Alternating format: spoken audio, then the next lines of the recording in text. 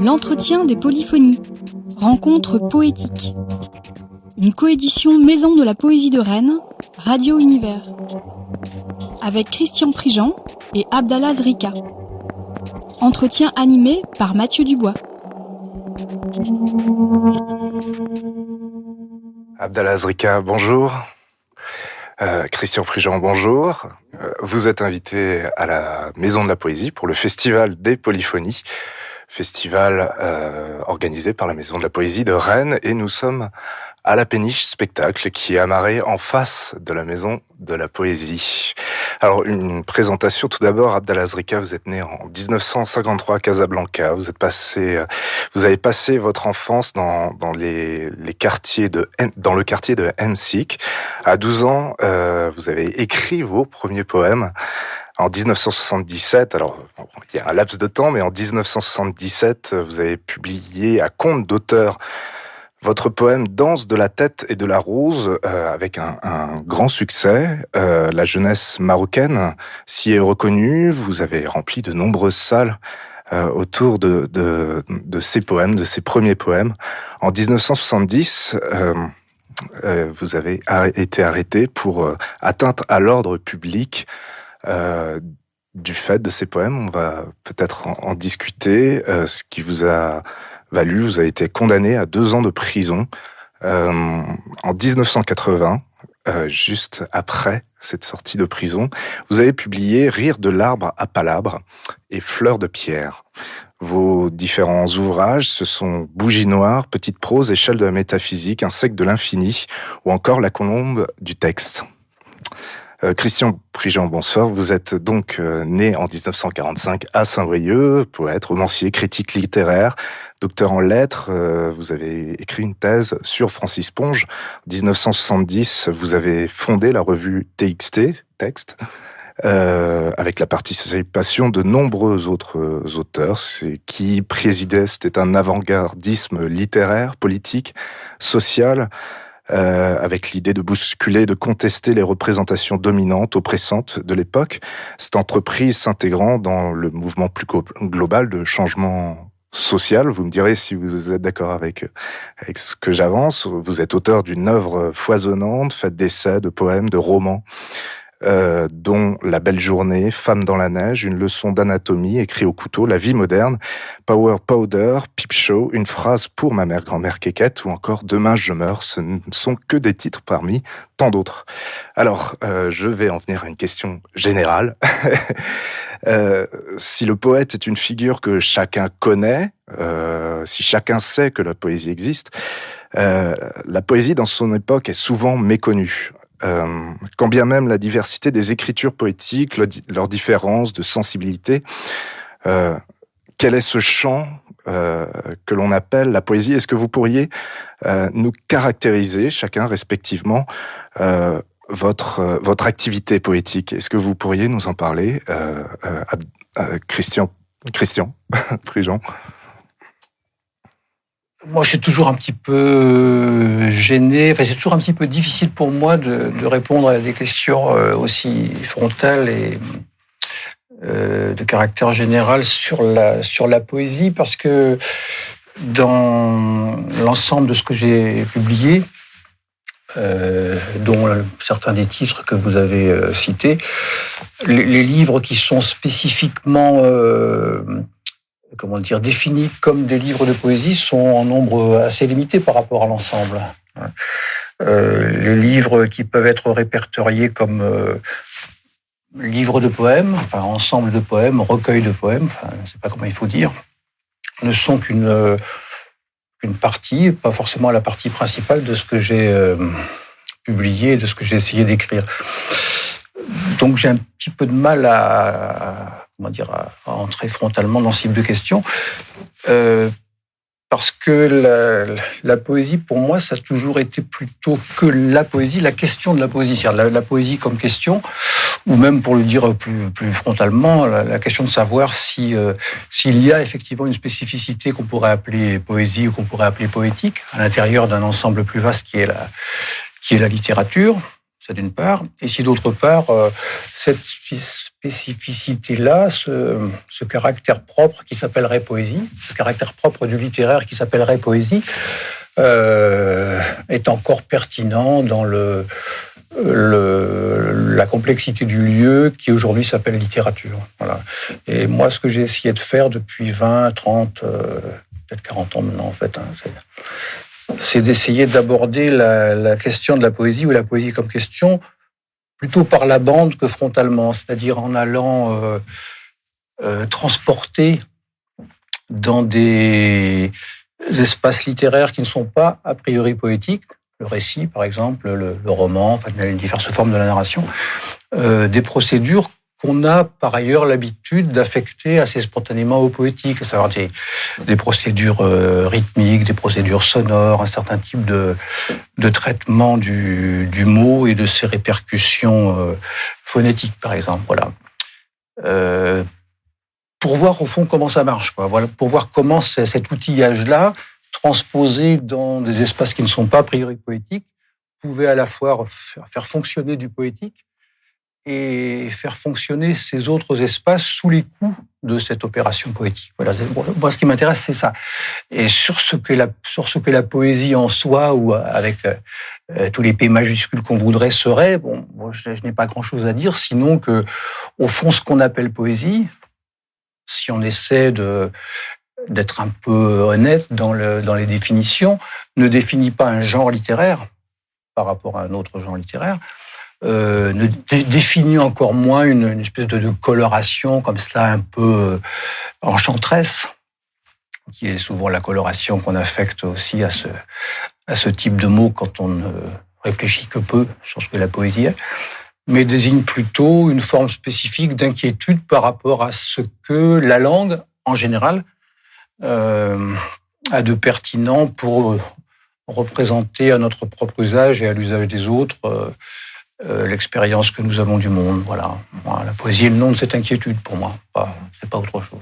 Un travail sur les représentations, en fait, que l'on a du monde. Et oui, enfin, avant d'être un travail, une inquiétude sur la pertinence des représentations. Quoi. Une inquiétude motivée par le fait que les représentations dont nous disposons ordinairement ne nous rendent pas compte avec justesse, avec la justesse sensuelle, pas intellectuelle, mais là, avec la justesse sensuelle qu'on pourrait en attendre, de l'expérience qu'effectivement, singulièrement, intimement, et en même temps profondément, de façon cultivée, nous faisons du monde, à la fois du monde qui nous entoure et du monde intérieur qui nous habite, et qui est pour nous aussi une expérience de la vie. Voilà. Donc si les représentations couramment admises, celles qui nous viennent par la morale, par la politique, par le parler quotidien, enfin tous ces discours positivés ne nous semblent pas rendre compte effectivement de la singularité juste de la dite expérience. Et il y a un soupçon qui porte sur la pertinence de ces représentations. Et s'il y a un soupçon, il y a une exigence consécutive d'aller chercher à fonder d'autres représentations dont on pensera a priori qu'elles sont plus justes. Voilà. Et pour moi, la poésie, c'est ce qui naît de cette inquiétude et qui est cet effort vers la vérité de la représentation. Donc la recherche d'une justesse... un effort de vérité. Quoi. Un effort de vérité. Ça ne relève pas de l'esthétique. Quoi. Ça relève d'un effort de vérité. Abdallah. Oui. Moi, c'est-à-dire, c'est un peu difficile d'aborder cette question, mais c'est-à-dire parce que chaque fois que je veux parler, c'est-à-dire que je veux parler de la poésie, etc. C'est-à-dire je sens que je sors c'est-à-dire de mon écriture, de mon texte, et c'est difficile de parler de ce que je fais, comment je vois, etc. Mais et toujours, c'est-à-dire, je trouve des illustrations de ça. C'est-à-dire, c'est mon c'est mon premier étonnement. C'est-à-dire quand j'avais écrit, c'est-à-dire à 12 ans, c'est-à-dire c'est-à-dire mon premier poème, c'est sur un figuier, c'est-à-dire dans la maison de ma grand-mère, un figuier avec un verre froid à côté d'un mur de chaux blanc intense, etc. C'est ça ce que j'ai, c'est-à-dire garder, c'est-à-dire le mot, c'est pas le sens, c'est cette sensation, cette couleur, etc. C'est cet étonnement, ce premier étonnement, etc. Et après, c'est-à-dire avec la pratique, c'est-à-dire tu acquis, c'est-à-dire une certaine expérience, c'est-à-dire parfois je dis, moi, qu'est-ce que je fais? J'ordonne chaque matin, je suis obligé d'ordonner, c'est-à-dire des mots, etc. Et puis, c'est-à-dire il y a beaucoup, chaque fois il y a beaucoup de, c'est-à-dire il y a, je découvre beaucoup de réponses entre guillemets, beaucoup de façons de voir qu'est-ce que c'est que c'est-à-dire la poésie. Mais c'est-à-dire pour moi, c'est-à-dire la poésie en fin de compte, c'est quand je ne supporte pas d'autres mots, d'autres langages, d'autres c'est-à-dire façons de parler, d'autres façons de voir.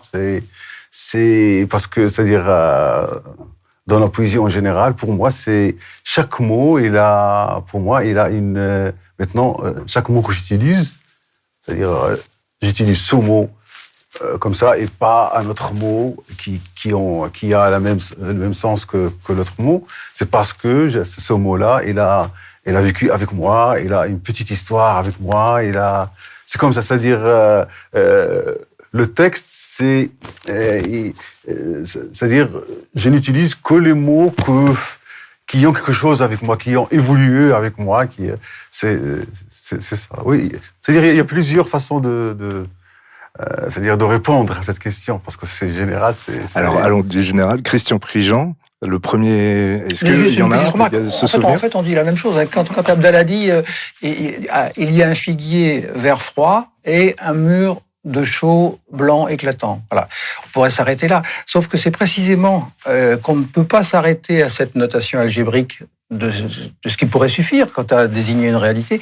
C'est le fait qu'on ne s'arrête pas là et qu'il faut aller chercher quelque part dans la texture des mots des équivalents qui vont donner à cela un poids sensuel. C'est là que ça commence, le geste poétique. Voilà. Il dit, lui, avec cet exemple-là, la chose que je disais à propos du caractère insuffisant des représentations positivées. Quoi. Le premier souvenir, justement, de l'écriture poétique. Mon premier souvenir. Si... on est toujours dans des fantasmes d'origine comme ça, mais le fantasme d'origine, comme l'expression l'indique, est un fantasme. Il n'y a pas d'origine, parce que si origine il y avait, elle coïnciderait avec l'expérience du langage, c'est-à-dire le moment d'origination d'une vocation poétique.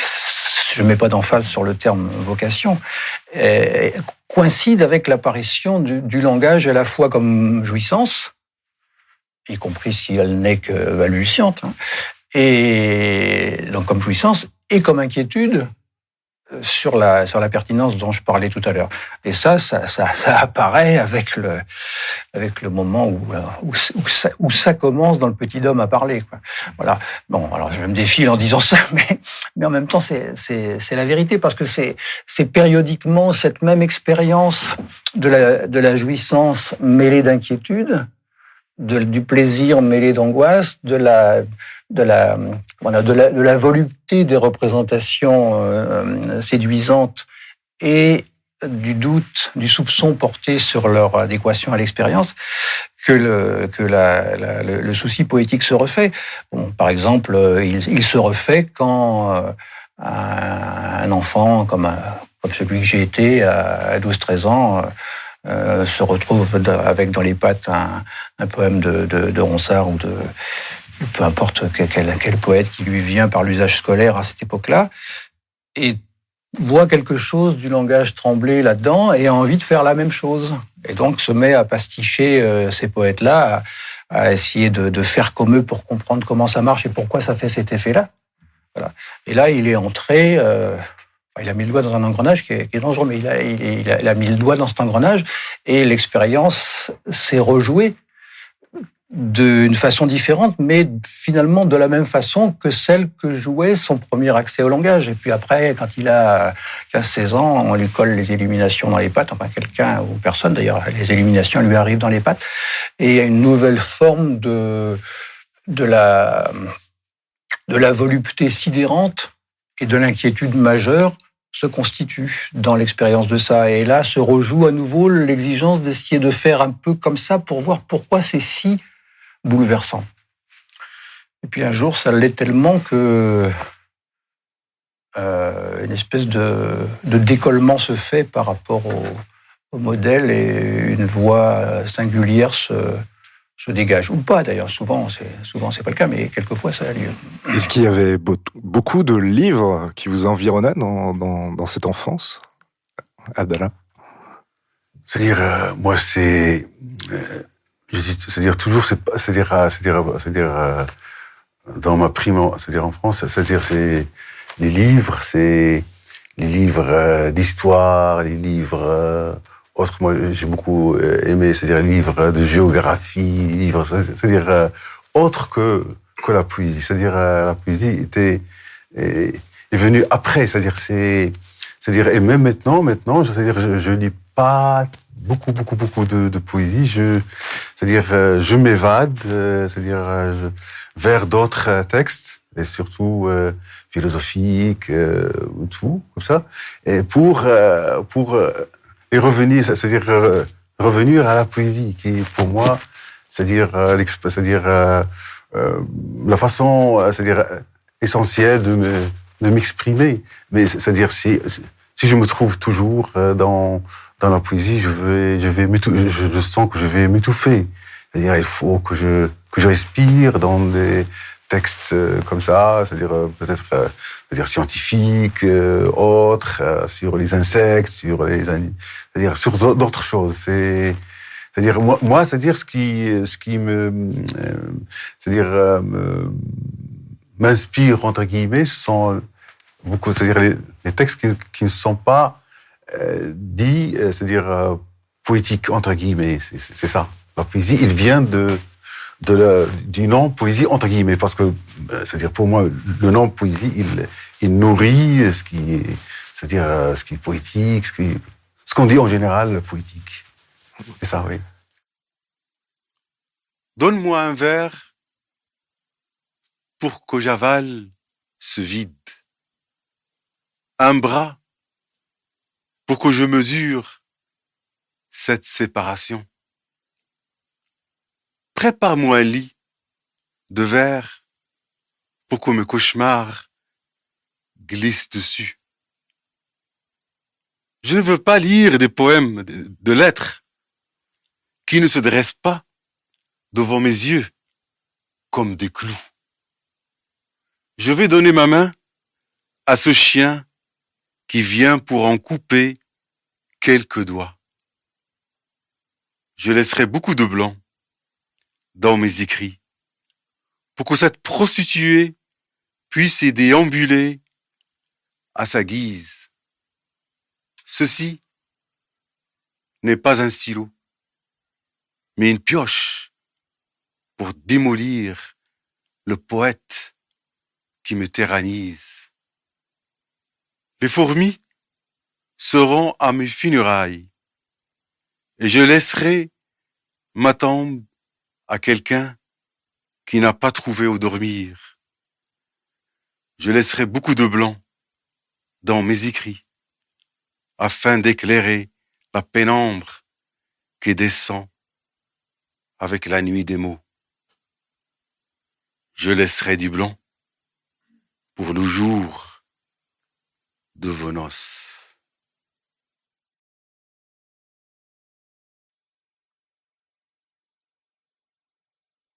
Je suis l'enfant indécis, l'enfant imprécis, l'enfant du génie et de l'idiotie, l'enfant à jamais pas fini, l'enfant condamné à s'améliorer, l'enfant qui a du mal à suivre la voie car elle est tortueuse pour le samouraï qu'on l'a sommé d'être, l'enfant à cause de ça sournois, fabuliste et pétochard, L'enfant des présages flous, l'enfant trou de sa mémoire dès le départ, l'enfant compliqué à destin multiple comme un couteau suisse, l'enfant qui ne s'aime pas plus qu'on ne l'aima ou qu'il a cru qu'on l'aimait peu, l'enfant qui recherche partout où il est la preuve de lui-même, l'enfant jamais vu par soi que dans les yeux suspicieux d'autrui, l'enfant poursuivi par soi-même partout jusqu'à la perpète, dans ce qui sera son corps de vivant, au seuil de la tombe ou sur le paillasson aux portes de l'infini.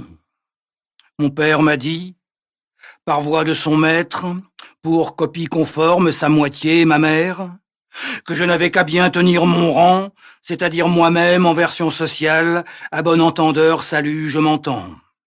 Avec codicile, en parler moral, qu'un bon communiste est premier partout, et pas minus moche chez les derniers en tout.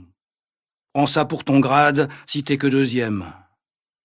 J'ai pas su d'emblée ce que signifiait l'adjectif critique pris comme substantif, et fort peu après l'avoir deviné, je ne l'ai plus su.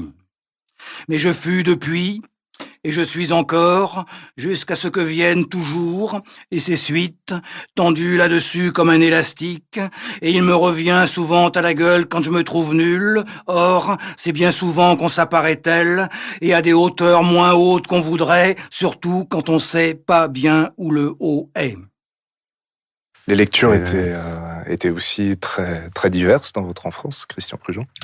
Moi, j'ai vraiment été élevé parmi des livres. Bon, c'est comme ça, c'est un fait de famille et d'histoire, mais donc les livres ont complètement modelé mon type de rapport au monde, mais bon, je crois que c'est banal chez les êtres humains en général, c'est un peu comme ça qu'il faut qu'il y ait du matériau symbolique c'est pas qu'il faut, il y a un matériau symbolique épais entre soi et le monde, et le rapport que les uns et les autres entretenons avec le monde, il est médiatisé par cette épaisseur du symbolique qui est celle des livres, mais pas seulement, qui est celle de la presse, qui est celle des histoires qu'on raconte, enfin de tout ce qui chiffre le monde d'une manière ou d'une autre pour nous.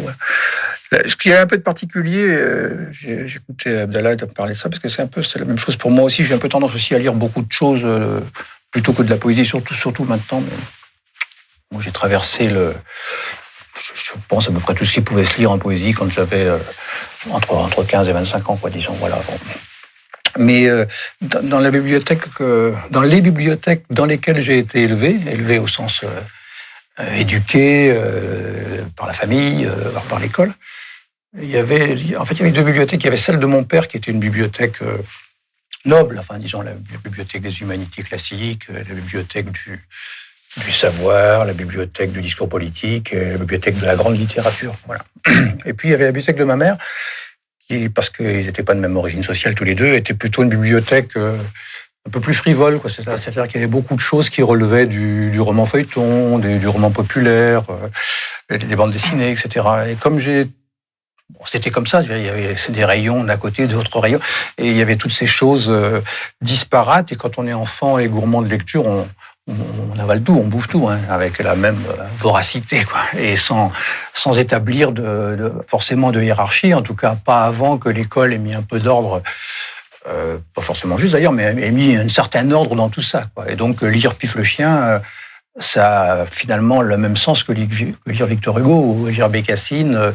Ça fait sens et ça nourrit l'imaginaire au même titre que lire Balzac ou Jules Verne et tout cela. Mais tout cela constitue à la fois du savoir, bien évidemment, mais surtout fabrique de l'imaginaire et tisse les modes particuliers qui ne sont pas seulement de l'ordre de la connaissance ou de l'intellectualité, mais les modes particuliers qui sont aussi de l'ordre de la sensualité, du rapport qu'on entretient avec le monde. Ce que je veux dire par là, c'est que ces choses-là, littérature populaire, les feuilletons du début du XXe siècle en particulier, et puis bon, Jules Verne, tout ça, Bibliothèque verte, ça a autant compté, pas pour le savoir raffiné que je peux avoir, comme bien d'autres, de la littérature, mais ça a autant compté pour la formation sensible d'un certain type de rapport au monde qui passe ensuite dans ce que j'ai essayé d'écrire.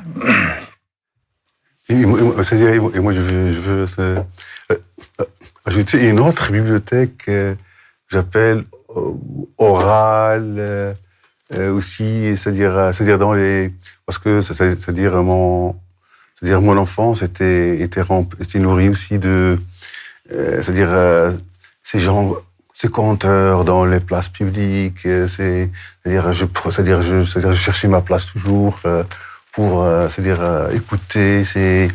C'est-à-dire aussi, il y avait une sorte de librairie qui était comme ça étendue sur la terre. C'est-à-dire, on vendait des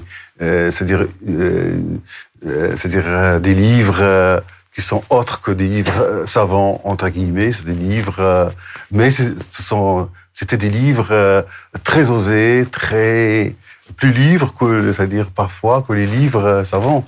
Surtout, c'est-à-dire on abordait tout, c'est-à-dire dans ces livres qui étaient petits, des livres sur l'érotisme, sur tout. Il y avait tout, c'est-à-dire avant, étalé sur la terre, voilà, des librairies sur la terre, et ces conteurs qui font l'apologie de un certain, c'est-à-dire surtout des contes sur les gens qui ont immigré par des milliers vers, c'est-à-dire de l'Orient vers le Maroc, l'Algérie, la Tunisie. C'était une grande, c'est-à-dire immigration qui a laissé des épopées, c'est-à-dire qui étaient orales avant, mais après ils étaient, c'est-à-dire écrites, etc. Et ça m'a beaucoup aussi nourri avec les autres, c'est-à-dire.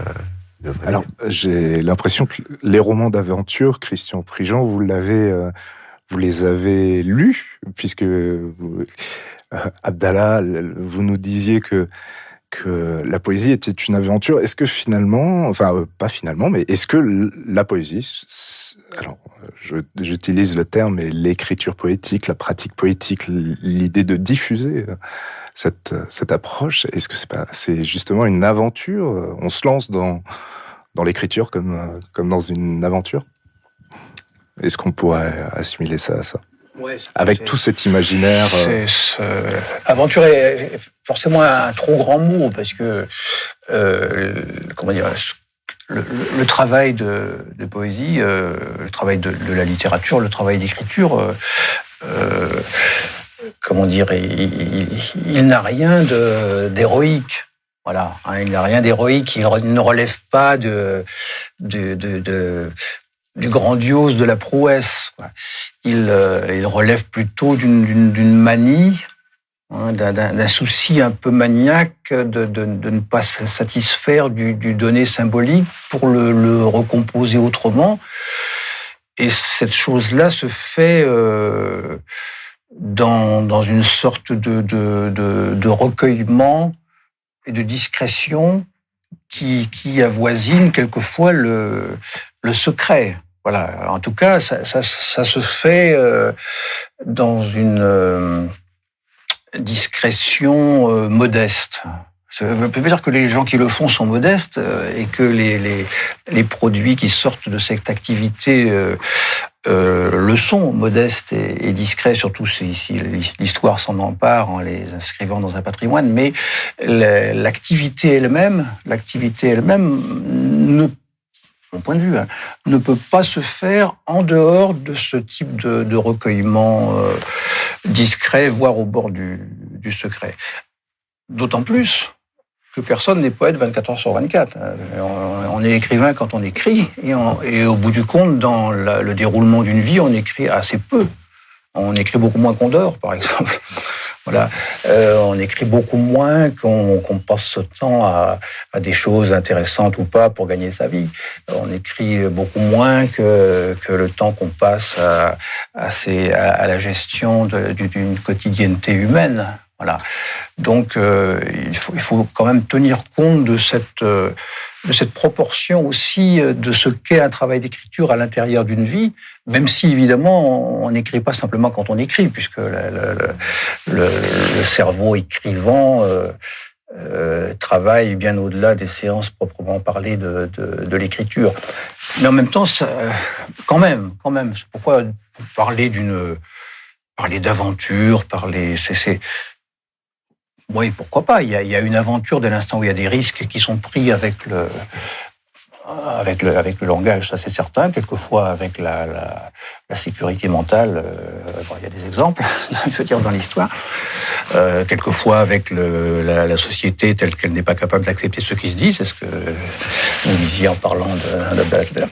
Bien sûr, bon, dans ce cas-là, on est fondé à parler d'aventure. Mais moi, je me méfie toujours des mots qui romantise cette opération, quoi. C'est-à-dire qui lui donne une aura, parce qu'on a beaucoup trop fait ça, et la figure du poète a été au cours du temps tellement emphatisée que sa dégradation moderne est d'autant plus pathétique. Voilà.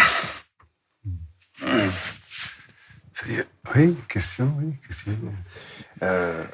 Abdallah, est-ce que ça relève ce retrait dont vous parliez en tant que travail d'écrivain qui suppose une mise hors de la vie quotidienne, des rapports sociaux, ou du moins une distance, un écart. Tout à fait ce que je dis ça. J'ai parlé de recueillement, c'est pas tout à fait la même chose. Hein.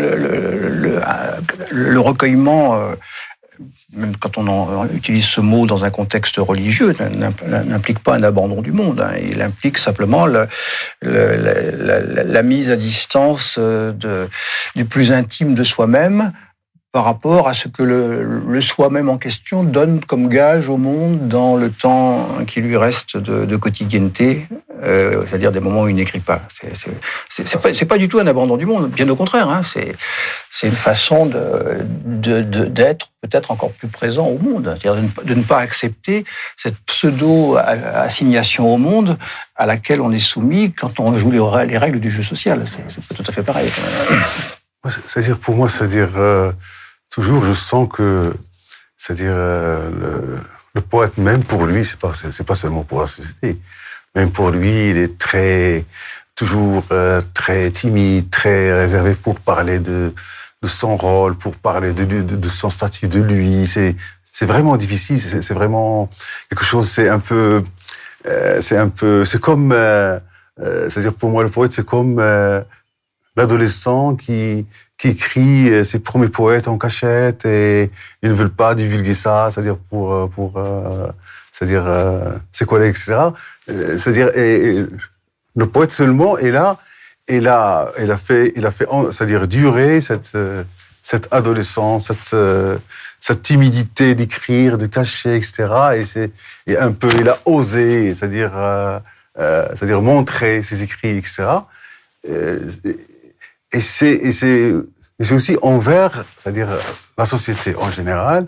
Il ne peut pas, c'est-à-dire c'est vraiment difficile de comprendre, de comprendre ce rôle de ce poète, qu'est-ce que c'est qu'un poète. Le poète, c'est toujours, c'est toujours quelque chose de embarrassant de parler de ça. C'est vraiment, c'est-à-dire, on aime ce qu'on fait, mais en même temps, c'est-à-dire on est un peu timide, on est un peu réservé pour dire ce qu'on fait, parce que moi je pense, c'est-à-dire c'est le seul statut qui pose c'est-à-dire ces choses-là, c'est le poète plus que le romancier, plus que le critique, plus. C'est-à-dire, un poète, c'est comme tu vas dévoiler quelque chose, tu vas dévoiler ton intimité, tu vois, mais en même temps, dans les textes, vous offrez au public quelque chose d'extrêmement intime, nourri de... Alors il y a cette idée d'être en retrait et en même temps de donner au lecteur des choses qui sont extrêmement profondes. Oui. C'est-à-dire pour moi, c'est-à-dire l'écrivain en général, c'est-à-dire c'est celui qui écrit, il veut cacher ou pas, mais en même temps il il y a un lecteur c'est-à-dire dans l'au-delà de ce qu'il fait. C'est-à-dire, sinon il ne va pas publier, il ne va pas. C'est-à-dire, il y a cette dualité chez l'écrivain en général. C'est-à-dire, toujours il y a un lecteur, c'est-à-dire probable, un lecteur inconnu, etc. Ce que j'aime, c'est-à-dire ce que j'aime pas, c'est-à-dire quand il y a un écrivain qui définit son lectorat, ses lecteurs, etc. Pour moi, c'est la fin du texte. Mais si il y a un lecteur inconnu qu'on connaît pas, c'est-à-dire qu'on découvre, c'est un plaisir aussi. C'est aussi un plaisir. Et moi, je trouve qu'il y a dualité, qu'il y a quelque chose. C'est-à-dire de double chez l'écrivain en général. C'est pas seulement chez le poète. C'est pas. Les grandes joies. Alors dans les deux cas, là, je reviens à des choses qu'on retrouve chez l'un et l'autre. Les sources inspirantes et notamment ce développement autour de la peinture. Je sais que vous êtes quelqu'un vous dites que la peinture vous a énormément influencé, Christian Prigent, et de la même manière dans vos textes, Abdel Azrika, la peinture est quelque chose qui vous travaille, qui vous nourrit. Est-ce que vous pourriez nous parler justement de ces disciplines ou de ces champs, de ces arts qui peuvent vous inspirer et faire revenir dans votre écriture c'est la peinture, oui. Allons-y. C'est pas mal de dire ça parce que ça permet de connecter avec ce qu'on venait de dire là. Parce que là, vous parliez de l'intime, etc. Mais le poète, comment dire, ce qu'un écrivain propose en partage à celui qui est censé le lire, c'est pas l'intime, c'est la forme qui a été pour lui une conquête sur l'intime. Il n'étale pas les tripes de son angoisse ou la nudité de ses expériences affectives qui, au demeurant, généralement sont de l'ordre du banal, comme est toute expérience affective. Le projet n'est pas d'étaler ça sur la table et de donner ce festin à déguster ou à vomir au lecteur. Mais l'enjeu est de fabriquer à partir de ce toucher de l'intime cette forme de tact qui est une forme accomplie, qui est la raison pour laquelle un poème n'est pas une confidence mais un objet d'art. C'est pas ça... on voit pas l'intérêt, je veux dire. Voilà. Bon, même chez les poètes les plus expressément lyriques, c'est-à-dire se situant le plus expressément du côté de la confidence lyrique dans la tradition romantique française, en tout cas, ce dont il s'agit, ça n'est pas d'aller chercher la valeur dans les caractéristiques même de l'expérience intime, une expérience amoureuse par exemple, mais d'aller situer la valeur dans ce que la conquête d'une forme jusqu'alors inouïe, inconnue, à élaborer à partir de l'intensité de l'expérience en question. Le lac de Lamartine, c'est le compte-rendu d'une expérience amoureuse, si on veut, mais de cela, on s'en tape. Par contre, c'est une refondation de l'alexandrin français, après la forme canonique qu'en avait donnée l'alexandrin racinien. Et cette forme-là est une invention de laquelle on a à jouir, quelle que soit l'expérience de douleur sur laquelle elle a été conquise. Voilà. S'il n'y a pas cette conquête, il n'y a pas poésie parce qu'il n'y a pas objet d'art. C'est ça qu'il faut toujours penser. Un poème est un objet d'art.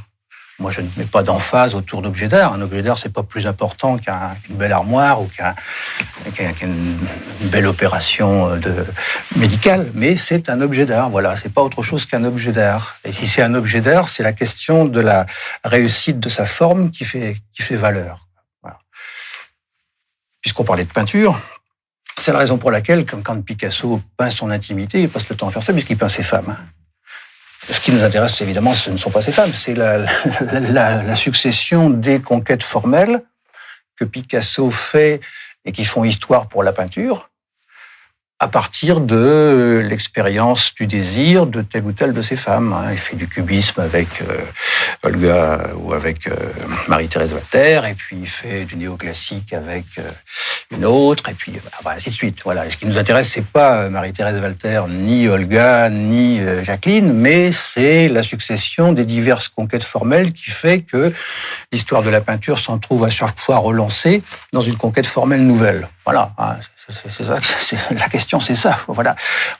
Et alors, pour revenir à la question plus spécifique sur la peinture, vous savez, c'est en tout cas comme ça que je vois les choses. Un poète est toujours un peu jaloux de la peinture parce que l'un des problèmes de la poésie, enfin, il y en a bien d'autres, mais c'est le travail avec les mots. C'est-à-dire, c'est le travail avec le matériau qui est par ailleurs celui de la conversation courante, là, le matériau dont je me sers en ce moment, de l'échange quotidien, du discours politique, etc. Et donc, il est très, très difficile d'éviter la sommation d'avoir à faire sens, comme d'avoir à produire des significations, comme si c'était ça l'exigence première d'un texte poétique. Le peintre, il n'a pas besoin de ça. Cette sommation ne lui est pas formulée, sauf par qui ne sait rien de la peinture et attend simplement de la peinture qu'elle soit une configuration d'anecdote, mais on ne regarde pas la peinture comme ça. On regarde la peinture pour ce qu'elle est, c'est-à-dire pour de la peinture. Voilà. Bon, donc il y a ça. Et puis l'effet formel, enfin l'effet objet d'art dont je parlais à l'instant, qui, dans le temps de la lecture, ne nous vient que justement dans la lenteur et le caractère progressif de ce temps-là, face à la peinture, nous arrive brutalement et frontalement dans l'instant du regard. Voilà. Et qui écrit des poèmes et aimerait que ces poèmes soient efficaces, qui est une autre façon de dire beau, hein, voilà, bon, on faut refaire plus. Hein. On aimerait que cette efficacité se joue dans une immédiateté, une densité aussi vive, ce qui n'est jamais le cas. Oui, c'est-à-dire, pour moi, c'est-à-dire, je me suis comme ça, c'est-à-dire, c'est pas, j'ai bien pensé ou j'ai choisi, c'est-à-dire de parler, c'est-à-dire de peindre des peintures dans mes poèmes, dans mes textes, mais c'est-à-dire pour moi c'est-à-dire je sens que je peux pas supporter un mot sans sa dimension de couleur, de lumière, c'est comme pour moi, c'est comme une tâche, c'est comme aussi un geste. C'est-à-dire, pour moi, c'est le poème, avant tout, pour qu'il soit, c'est-à-dire, qu'il soit pour moi, il tend vers l'essentiel, c'est-à-dire le vrai, etc. C'est c'est-à-dire dans ce geste de la main. C'est-à-dire, pour moi, c'est pas question c'est-à-dire de stylo, c'est question de tout. C'est-à-dire, pour moi, il y a pas d'inspiration, il y a pas tout est, pour moi, dans l'écriture, c'est physique. Et c'est ça c'est-à-dire, pour moi, je pense que pour éviter c'est-à-dire l'encombrement, pour éviter les choses, c'est-à-dire pour ne laisser que les mots comme os, comme quelque chose qui tranche, c'est-à-dire c'est-à-dire comme matière, c'est comme matière. C'est ça pour moi, je peux dire, c'est-à-dire pour moi, et ça je trouve beaucoup dans la peinture. C'est-à-dire pour moi, littéraire 100%, c'est pas toucher cette matière, ce physique dans le mot. C'est-à-dire, c'est ça, oui. Si je peux dire ça, je sais pas. Christian Prigent, dans vos lectures, public, le corps est extrêmement présent. D'ailleurs, comme dans le texte, vous faites appel au corps et dans le geste. C'est un geste, la lecture. Et le texte lui-même, déjà. Vous savez, c'est presque tautologique. Dans une lecture publique, le corps, il est là. Il ne peut pas. Il faut faire avec, comme on dit platement, il faut faire avec le fait que le corps est là. Que le corps est là et que ce qui a lieu, ce qui se passe, c'est une expérience de la tension, en deux mots, la tension, entre le corps, voilà, qui est là, et puis le langage par lequel à la fois ce corps est traversé et qu'il projette vers un public. Donc si des significations sont émises, si des scènes se constituent, si des images coagulent, si du sens se structure, si une certaine émotion sensible se concrétise, se réifie dans le langage, c'est parce qu'il y a le concret de cette expérience-là. Voilà. Alors, les lectures que je fais, ou que j'ai faites, en tout cas, elles essaient de prendre ça au pied de la lettre. C'est-à-dire, il y a deux matérialités qui s'affrontent. L'une est quasi anatomique. Je dis quasi parce que c'est pas non plus de l'ordre de l'athlétisme. C'est pas de l'ordre d'une positivité sportive ou d'une gesticulation athlétique pour le coup.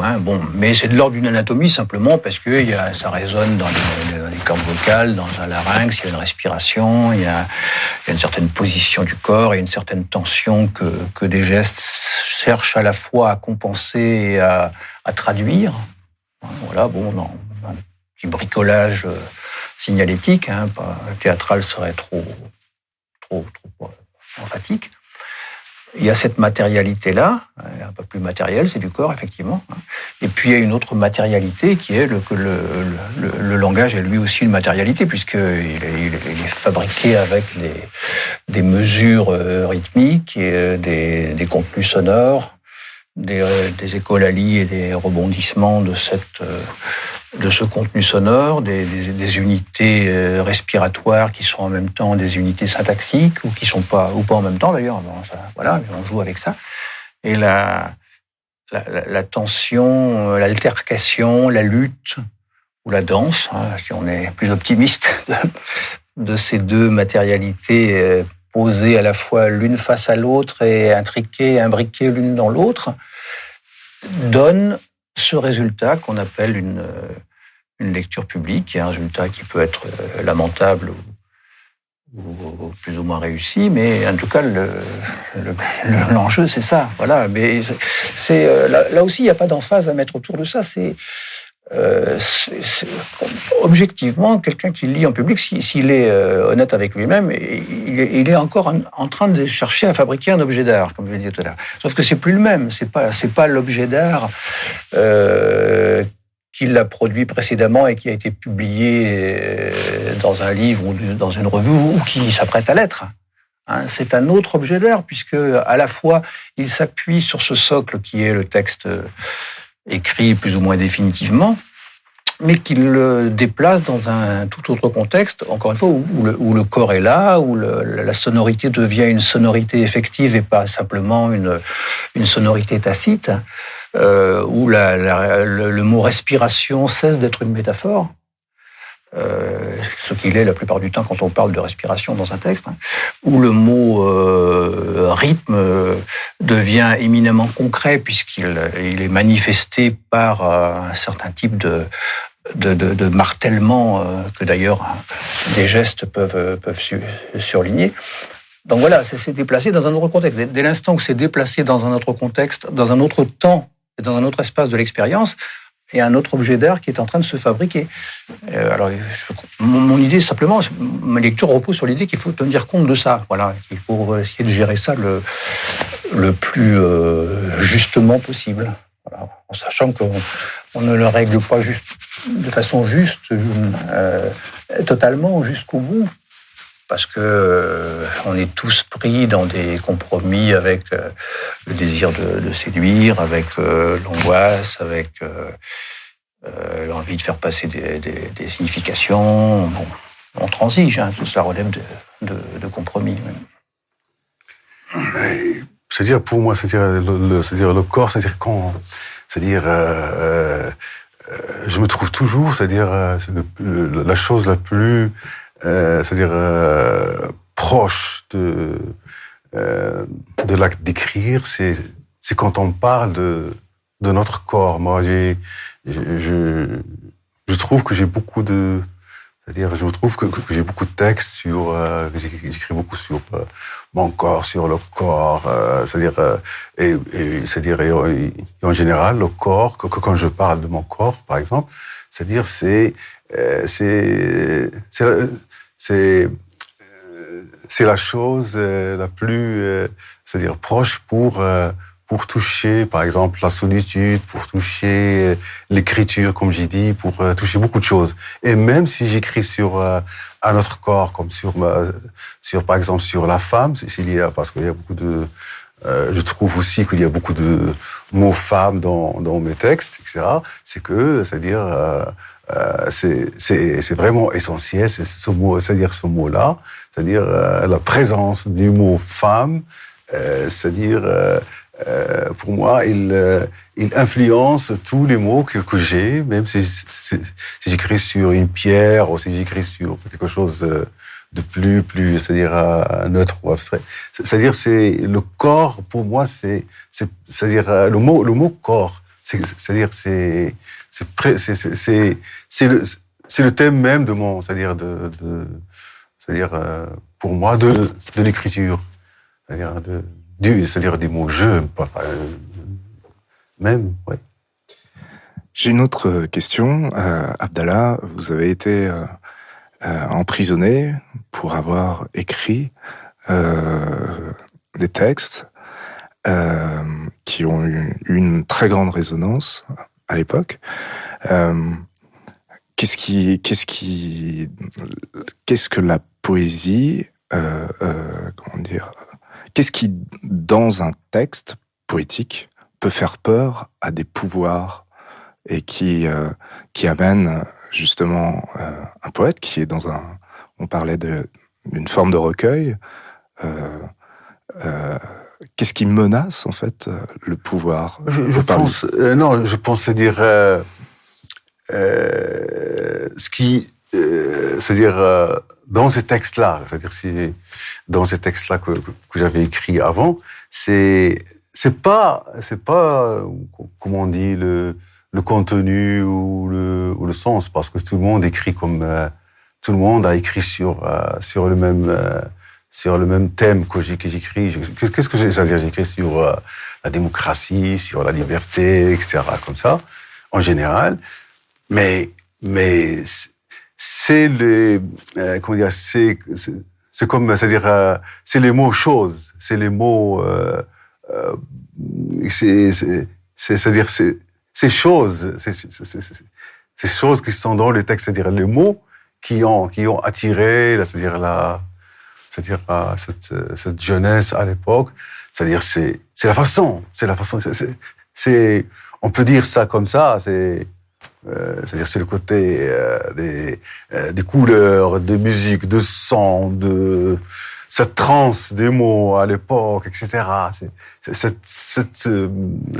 Cette sonorisation, c'est-à-dire ce vacarme de mots, c'est lui qui a engendré ça. C'est pas le mot, par exemple, liberté, ou le mot démocratie, ou le mot misère, non, c'est pas ça. Pour moi, parce que il y avait beaucoup d'écrivains à l'époque, beaucoup de poètes, qui ont écrit sur le même, c'est-à-dire sur la même chose, si on peut dire. C'est la même chose, mais il n'a rien engendré. Mais c'est les mots qui ont leurs mots à dire. Les mots c'est-à-dire, elle dit autre chose, malgré, c'est-à-dire plus que qu'on veut dire, c'est ça. C'est ça pour moi, les mots en général, sans penser à autre chose. Oui. Christian Prigent, est-ce qu'un poème peut changer justement le monde au sens des les représentations à laquelle dont nous sommes tous porteurs aussi, et un poème peut venir subvertir ces représentations. Est-ce que vous pensez à ça? Est-ce que sur votre travail ne consiste pas aussi en ça? La littérature, ça ne peut à peu près rien. Si on entend par pouvoir un type d'influence immédiatement, comptabilisable en termes sociopolitiques, la littérature, d'évidence, ne peut rien, enfin, n'a aucun pouvoir, ou en tout cas peu, très peu. Ne parlons pas de la poésie, qui peut évidemment, ce qu'on appelle la poésie, qui peut évidemment encore moins dès l'instant où l'impact social qu'elle aurait devrait se comptabiliser déjà au nombre des gens qui la partagent, au nombre de lecteurs. Ça, c'est voisin du zéro. Donc, si on parle de ce pouvoir-là, la réponse est vite donnée. Il n'y a pas de pouvoir de subversion d'aucune sorte, de transformation d'aucune sorte, de modification des conditions objectives de l'existence d'aucune sorte. Bon, déjà sur l'existence même de celui qui la pratique, la pratique de la littérature, la pratique du poème n'a qu'une influence pauvre au regard de tout ce à quoi un corps et une pensée écrivante sont soumis dans le développement du quotidien. Voilà. Donc là, je pense il me semble qu'il n'y a pas d'autre réponse que celle-là. Je ne pense pas qu'il faille aborder les choses comme ça. Si on se pose l'éternelle question de savoir à quoi ça peut servir tout ça et quel effet transformateur ça peut avoir, on ne peut obtenir que ces réponses dérisoires et décevantes. Sauf dans des contextes historiques très particuliers, mais là, il faut parler en fonction des contextes historiques particuliers, dans des contextes culturels très précis, dans des situations politiques dans lesquelles la petite paranoïa effervescente des pouvoirs à caractère totalitaire peut s'inquiéter de tout, y compris de l'excentricité de quelques petites choses comme ça, ce qui passe dans des poèmes. Ça, l'histoire nous apporte de cela des exemples nombreux, dont d'ailleurs on s'étonne, on ne voit pas trop bien en quoi l'épigramme de Mandelstam sur Staline dérangeait Staline. On ne voyait pas trop bien ce que ça pouvait avoir de menaçant pour le pouvoir soviétique en question. Bon, il n'empêche que Mandelstam est persécuté pour ça. Il devait donc bien avoir une inquiétude, mais les raisons nous restent mystérieuses. Qu'est-ce qui faisait que c'était inquiétant, ces divers sarcastiques sur Staline? Qu'est-ce qu'il y avait là d'inquiétant pour le pouvoir? Ça reste de l'ordre de l'indéchiffrable quand on regarde tout cela à partir des situations sociopolitiques qui sont les nôtres, où le pouvoir d'un discours subversif est quasi nul, parce que dilué dans l'énorme capacité d'absorption indifférenciante des réseaux médiatiques dont on dispose autour de nous. Voilà. Mais ce qu'il faut plutôt se poser la question, c'est se poser comme question, c'est pas tellement ce que ça a comme impact, tout cela, ce à quoi ça sert, est-ce que ça bouleverse, mais plutôt pourquoi ça existe. Quelle est la raison qui fait que, malgré tout ce qu'on est en train de dire là, à savoir l'inefficacité, l'incapacité à subvertir quoi que ce soit, l'absence de public, l'inutilité, l'obsolescence, la marginalité hallucinée, tout ce qu'on peut dire de toute cette activité-là, pourquoi elle existe quand même, Qu'est-ce qu'il y a de profond d'imparable, d'incontournable dans le rapport que les hommes entretiennent avec leur langage et leur monde. Et ce qui fait qu'il y a quand même, que persiste quand même, voire toujours et toujours plus, la permanence de ce souci, quoi, de quelle faille et de quelle souffrance dans le rapport que les hommes entretiennent avec le monde dans lequel ils vivent, ce souci naît-il? Qu'est-ce qui fait qu'il y a chez les êtres humains, et pas seulement chez ceux qui écrivent des livres ou qui écrivent des poèmes, une insatisfaction foncière face aux manières dont on veut qu'il se représente le monde. Ce on n'est pas un on vague. Ce on, c'est l'idéologie, c'est-à-dire c'est le réseau des représentations dominantes. Voilà. C'est plutôt ça qui est une question intéressante. Pourquoi est-ce que ce souci existe? D'où vient-il? Qu'est-ce qui fait qu'il perdure? Parce que c'est le fait qu'il existe, c'est le fait qu'il perdure qui est en soi subversif. C'est pas les effets qu'il a après. C'est ça qui est subversif, la permanence de ce souci. Comme si dans la chaussure bien cirée et bien armaturée de l'idéologie, il y avait toujours un petit caillou, quoi, qui empêche qu'on marche droit. Et ce petit caillou prend des formes différentes, mais il peut prendre des formes de dissidence psychologique. Et la folie, par exemple, est une de ces formes-là. Mais il peut prendre des formes, ces formes qu'on appelle des formes artistiques. Mais c'est rien d'autre que ce petit caillou, quoi, une petite gêne qui fait que le discours de l'idéologie ne marche jamais totalement bien. Dieu merci. Dieu merci. Alors, dernière question pour terminer. Quelle est la dernière fois où vous avez été étonné? La situation, le moment.